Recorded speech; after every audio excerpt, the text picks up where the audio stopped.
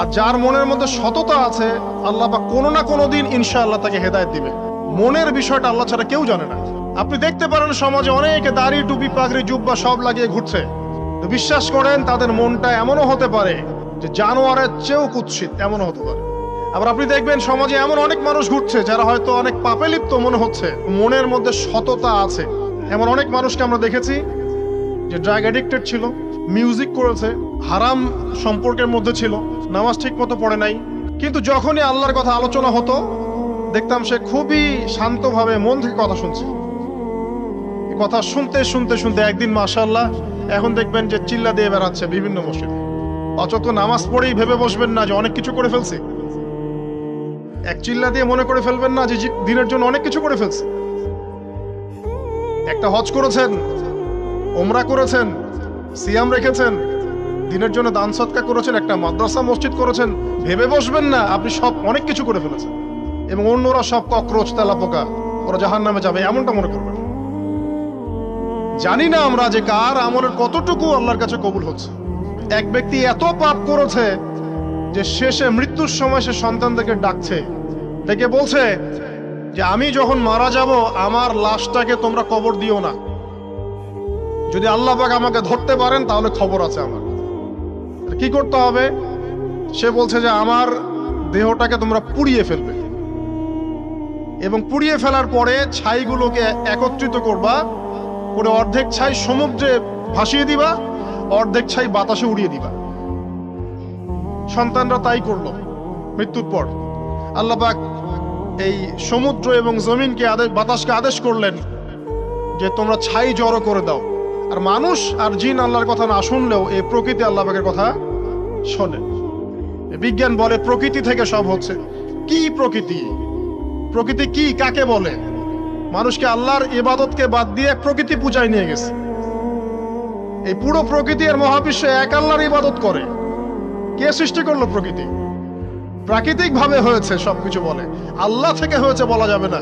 বললে আপনি মৌলবাদী হয়ে যাবেন। আল্লাহ শব্দ ইউজ করলে আপনি মৌলবাদী হয়ে যাবেন। ধর্মতাত্ত্বিক শব্দগুলোকে আস্তে আস্তে উঠিয়ে দেওয়া হয়েছে। দেখবেন যুক্তি, বিজ্ঞান, দার্শনিক শব্দগুলোকে আনা হয়েছে। এটাও টেকনিক্যালি করা হয়েছে। কোন সেকুলার মিডিয়াতে আপনি দেখবেন না ইনশাআল্লাহ বলছে। ইনশাআল্লাহ প্রমাণ করবে যে আপনি আস্তিক না নাস্তিক। তো প্রকৃতিকে আল্লাহ পাক আদেশ করলেন এই সমুদ্র ছাই জড়ো করো, এই বাতাস ছাই জড়ো করো। তারা ছাই জড়ো করে দিল। এই ব্যক্তিকে বলা হচ্ছে তুমি জীবিত করে আল্লাহ পাক বলছেন তুমি যে এই কাজটা করেছিলে, লিমা ফাআলতা হাদা, তুমি এই কাজটা কেন করেছো? তখন এই ব্যক্তি উত্তর দিচ্ছে মিন খাশিয়াতিকা ইয়া রাব্বি ওয়া আনতা আ'লাম। হে আল্লাহ, আমি আমার বুঝে যা এসেছে আপনার ভয়েই আমি এই কাজটা করেছি, আর আপনি খুব ভালো করেই জানেন যে আমি আপনার ভয়ে করেছি নাকি অন্য কোনো কারণে করেছি। মানে আপনি আমার মনের কথা জানেন। আল্লাহ পাক তাকে মাফ করে দিলেন। আপনাদেরকে আমি সেই ব্যভিচারী মহিলার কথাও মনে করাই। ওই মহিলা, যে ব্যক্তি একজন যৌনকর্মী ছিল বা যেটা আমরা বলি ব্যভিচারিণী মহিলা ছিল, একটা কুকুরকে দেখেছে সে পানি পান করার জন্য তৃষ্ণার্ত, সে এটাতে মায়া করে দয়া করে তার মোজাটাকে নামিয়ে এই কূপ থেকে পানি উঠিয়ে কুকুরকে পান করিয়েছে। এই একটা কাজের বদৌলতে আল্লাহ রাব্বুল আলামিন এই ব্যভিচারী মহিলাকে মাফ করে জান্নাত দিয়ে দিয়েছে। হাদিসে এটাও এসেছে, নবী সাল্লাল্লাহু আলাইহি ওয়াসাল্লাম বলেছেন ইরহামু মান ফিল আরদ, তোমরা সবাই জমিনবাসীর প্রতি রহম করো। জমিনে মুসলিমই থাকতে হবে, তাদের প্রতি রহম করতে হবে এমন নয়, জমিনবাসী যারাই আছে সবার প্রতি রহম করো, জাতি, ধর্ম, বর্ণ নির্বিশেষে। এমনকি পশু পাখির প্রতিও দয়া করো। ইরহামু মান ফিল আরদ, জমিনে যারা আছে সবার প্রতি রহম করো। ইয়ারহামুকুম মান ফিস সামা, যিনি আসমানে আছেন তিনি তোমাদের প্রতি রহম করবে ইনশাআল্লাহ। ইসলাম এই কথাগুলো বলেছে 1400 বছর আগে। আজকের এই বিশ্বের সোকল্ড এই মডার্ন বিশ্বে যেখানে মানুষের রক্তের কোনো দাম নাই, সেখানে ইসলাম পশু পাখির অধিকার নিয়ে কথা বলেছে 1400 বছর আগে। কাদেরকে কি শেখাতে আসেন? কোরআন এবং সুন্নাহর বাইরে অভ্রান্ত সত্যের কোনো উৎস আছে? এখানে যা আছে তাই চূড়ান্ত। মানতে চাইলে মানেন, না মানতে চাইলে জাহান্নামে যান, কেউ তো বাধ্য করছে না। লাকুম দীনুকুম ওয়ালিয়া দিন। আল্লাহ পাকের রহমত দেখেন। আরেকটা ঘটনা আছে এমন, একটা বিড়ালকে বেঁধে রেখেছিল এক মহিলা, খাবার দেয় নাই, কষ্ট দিয়েছে। একটা বিড়ালকে খাবার না দিয়ে কষ্ট দেওয়ার কারণে এই মহিলাকে আল্লাহ পাক জাহান্নামে পাঠিয়েছে। এরকম কত ঘটনা আছে, এই ঘটনাগুলো হাদিসের পাতায় বর্ণিত আছে। কোরআনে কি বলছে দেখো, কোরআনের আমি কয়েকটা পয়েন্ট আপনাদেরকে খালি বলছি, এটা নিয়ে আমি সকালে ভাবছিলাম। আল্লাহ পাক আদম আলাইহিস সালামকে সৃষ্টি করেছেন আমরা সবাই জানি, কিন্তু আল্লাহ পাক সূরা সাদের মধ্যে বলছেন ইবলিসকে, হে ইবলিস তোমাকে কিসে বারণ করলো আদমকে সেজদা করতে, যে আদমকে আমি নিজের হাত দিয়ে সৃষ্টি করেছি। আল্লাহ রাব্বুল আলামিন যে আমাদেরকে এত যত্ন করে ভালোবেসে সৃষ্টি করেছেন, এটা কি আল্লাহ পাকের দয়ার নিদর্শন নয়? মহাবিশ্বের অন্য কোন মাখলুক সৃষ্টির ব্যাপারে আল্লাহ পাক বলেন নাই খলাকতু বিয়াদাই, আমি নিজ হাতে তাকে সৃষ্টি করেছি। শুধু সৃষ্টি নয়, সৃষ্টি করার পর আল্লাহ পাক তাকে সমস্ত নাম শিক্ষা দিয়েছেন। এই যে জ্ঞান শিক্ষা দেওয়া, জ্ঞান, এটা আল্লাহ পাকের সবচেয়ে বড় নিদর্শনগুলোর মধ্যে অন্যতম। এবং আল্লাহ পাকের সবচেয়ে বড় দয়া, আমার মত এটা, মানব জাতির উপরে আল্লাহ পাকের সবচেয়ে বড় দয়াটা হচ্ছে কি জানেন? আল্লাহ পাক আমাদেরকে জ্ঞান শিক্ষা দিয়েছেন, ওহী নাজিল করেছেন। এটা সব কিছুর ঊর্ধ্বে। কারণ আপনি তওবা করবেন, জ্ঞান লাগবে। নামাজ পড়বেন, জ্ঞান লাগবে। রোজা রাখবেন, জ্ঞান লাগবে। যাকাত দিবেন, ইলম লাগবে। আপনি দিনের যে কোনো আমল করেন, ইলম লাগবে। জান্নাত জাহান্নামের পথ খুঁজে পেতে হলে ইলম লাগবে। দেশ চালাবেন, ইলম লাগবে। অর্থনীতি চালাবেন, ইলম লাগবে। ইলম ছাড়া কিছু নাই, ইলমের উপরে কিচ্ছু নাই। এই ইলমটা আল্লাহ পাক কাকে শিক্ষা দিয়েছেন? আদম আলাইহিস সালামকে। আমরা তো শিখেছি সমাজবিজ্ঞান বইগুলোতে যে আমাদের পূর্বপুরুষরা নাকি গুহায় থাকতো আর গাছের ছাল পাতা খেয়ে থাকতো, তাই না? লতা পাতা খেয়ে থাকতো, গাছের ছাল পাতা খেয়ে থাকতো, পোশাক পরতো আর কি। বোগাস, ডাহা, মিথ্যা কথা। আল্লাহ রাব্বুল আলামিন সূরা বাকারা এবং সূরা আরাফ পড়ে দেখেন, আল্লাহ পাক বলছেন যে আদম আলাইহিস সালামকে আল্লাহ পাক সমস্ত নাম জ্ঞান শিক্ষা দিয়েছেন। মহাবিশ্বের যে প্রয়োজনীয় জ্ঞানগুলো আছে সেগুলো আল্লাহ পাক আদমকে শিখিয়েছেন আলাইহিস সালাম। ওয়াল্লামা আদামাল আসমাআ কুল্লাহা, আল্লাহ পাক আদমকে সমস্ত নাম শিক্ষা দিয়েছেন। আমাদের পিতা মাতারা মূর্খ ছিলেন না, তারা সৃষ্টি থেকেই জ্ঞানী ছিলেন। আদম আলাইহিস সালামের পারমাণবিক বোম বানানোর কোনো প্রয়োজন ছিল না, ছিল? বানান নাই। আপনার মধ্যে এই জ্ঞানটা আসছে কিভাবে? বাই ডিএনএ আপনি জ্ঞান পাচ্ছেন, কারণ আমরা আদম সন্তান। অনেক জ্ঞান আমাদের ভিতরেই আছে, এগুলো চর্চার মধ্য দিয়ে, গবেষণার মধ্য দিয়ে প্রস্ফুটিত হয় মাত্র। জ্ঞান ভিতরে আছে আমাদের, আমাদের পিতাকে জ্ঞানী করে পাঠানো হয়েছে। এই জ্ঞান শিক্ষা দেওয়াটা হচ্ছে আল্লাহ পাকের সবচেয়ে বড় দয়াগুলোর মধ্যে একটা। রহম করেছেন। শুধু তাই নয়, আদম আলাইহিস সালামকে এমন জ্ঞান শিক্ষা দিয়েছেন যে জ্ঞান ফেরেশতারা পর্যন্ত জানতো না। এটা কি দয়া নয়? এটা কি আদম সন্তানের প্রতি ভালোবাসা নয়? তারপরে সেজদা করিয়েছেন। মহাবিশ্বে অন্য কাউকে কি সেজদা করানো হয়েছে? কোরআনে কি এমন কোন দলিল আছে যে আদম আলাইহিস সালাম ছাড়া অন্য কাউকে সব ফেরেশতারা সেজদা করেছেন? আছে? তাহলে এই যে সম্মান দেয় আল্লাহর পক্ষ থেকে, সম্মান কিসের ভিত্তিতে? সম্মান শারীরিক ক্ষমতার ভিত্তিতে? সম্মানটা কি কারণে? জ্ঞানের কারণে, ইলমের কারণে, জ্ঞানের কারণে সম্মান। এই সম্মান দেয়াটা কি আল্লাহ পাকের রহমত এবং দয়া নিদর্শন নয়? অতএব সম্মান পেতে হলে, আল্লাহর রহমত পেতে হলে সেই জ্ঞানের চর্চায় আবার ফিরে আসতে হবে। আপনি যদি আজও সেই ওহির জ্ঞানের চর্চা করেন, আল্লাহ পাক এই পৃথিবীবাসীর বুকের মধ্যে আপনার জন্য সম্মান পয়দা করে দিবেন ইনশাআল্লাহ। দেখেন, ওই সেই জ্ঞানী যদি আপনি এখনো চর্চা করেন, আজও আপনি সম্মানিত হবেন ইনশাআল্লাহ। ব্যক্তি চর্চা করলে ব্যক্তি সম্মানিত হবে, একটা পরিবার চর্চা করলে ওই পরিবার সম্মানিত হবে, একটা সমাজ যদি চর্চা করে সেই ওহির জ্ঞান, ওই সমাজ সম্মানিত হবে। একটা দেশে যদি আপনি ওই ওহিভিত্তিক জ্ঞান ছড়িয়ে দেন, পুরো দেশকে আল্লাহ পাক সম্মানিত করবে ইনশাআল্লাহ, পুরো জাতিকে সম্মানিত করবে ইনশাআল্লাহ। আরো সামনে যান, এই যে আদম এবং হাওয়া আলাইহিস সালাম গাছের কাছে চলে গেলেন, ফল খেয়ে ফেললেন, কারণ আমরা আদম সন্তান, ভুল করি। আল্লাহ পাকের সাথে সাথেই বহিষ্কার করে দিয়েছেন? না, আল্লাহ পাক তওবা করার জন্য কালিমা শিখিয়ে দিয়েছেন। সুবহানাল্লাহ, তাদের কালিমা জানা ছিল না। আল্লাহ পাক বলছেন ফাতালাক্কা আদম মির রাব্বিহি কালিমাত, আল্লাহ পাকের কাছ থেকে আদম আলাইহিস সালাম কিছু বাক্য শিখে নিলেন, যেই বাক্য দিয়ে ফাতাবা আলাই, সে আল্লাহর কাছে তওবা করল। কোন সেই বাক্য? সূরা আরাফে আছে, রব্বানা যালামনা আনফুসানা ওয়া ইল্লাম তাগফির লানা ওয়া তারহামনা লানাকুনান্না মিনাল খাসিরিন। এই দোয়া কে শিখিয়ে দিয়েছে? আল্লাহ। এই তওবার বাক্য যে শিখিয়ে দেয়, এটা কি দয়ার পরিচয় নয়?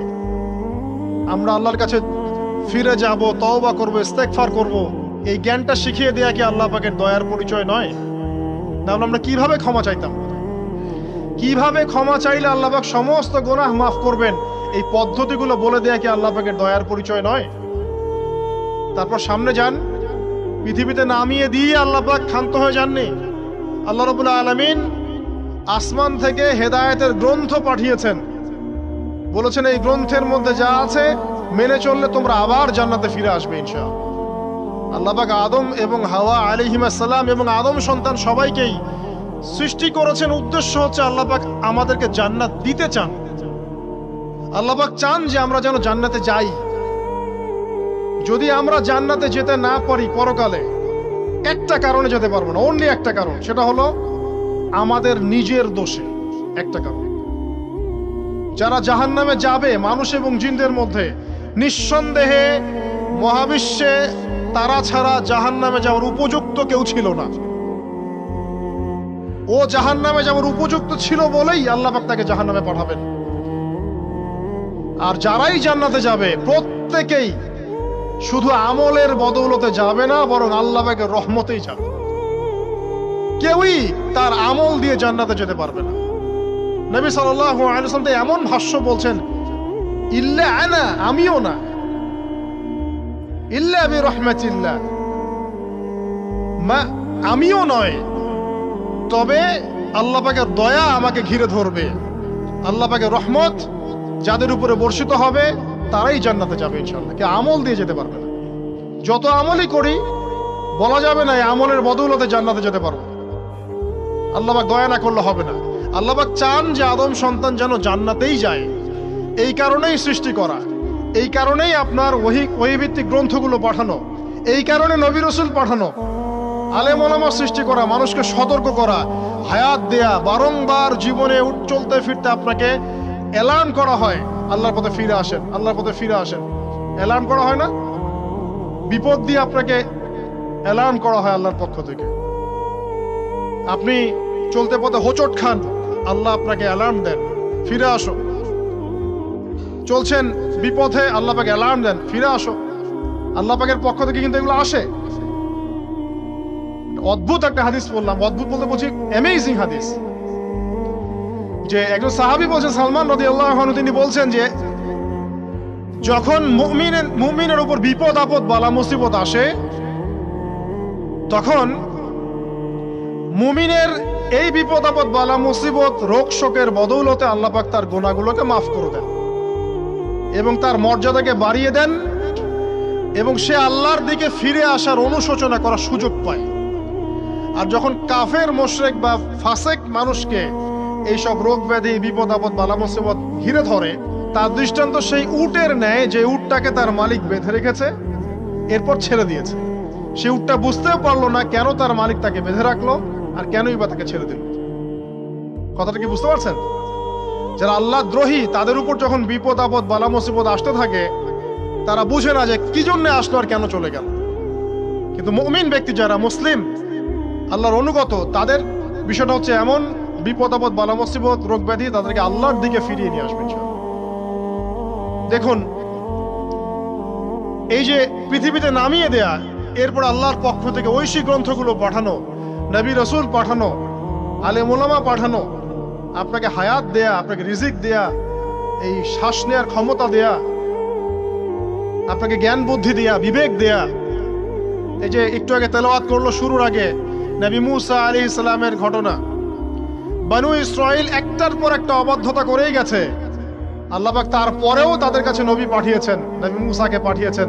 ফেরাউনের মতো জালেম শাসকের হাত থেকে বানু ইসরাইলকে আল্লাহ পাক উদ্ধার করেছেন। এটা কি দয়ার পরিচয় নয়? নবী মুসা আলাইহিস সালাম গাছের নিচে বসে আছেন, খাবার নাই, বাসস্থান নাই, কিচ্ছু নাই, বরং তার গায়ে একটা অপবাদ দেওয়া হয়েছে যে তিনি নাকি একজন মানুষকে খুন করেছেন, অথচ তার ইন্টেনশন সেটা ছিল না। তিনি একটা ঘুষি দিয়েছেন লড়াই থামানোর জন্য, ওই এক ঘুষিতেই সেই ব্যক্তি ডেড। এবার তিনি গাছের নিচে বসে দোয়া করছেন, রব্বি ইন্নী লিমা আনজালতা ইলাইয়া মিন খায়রিল ফাকির।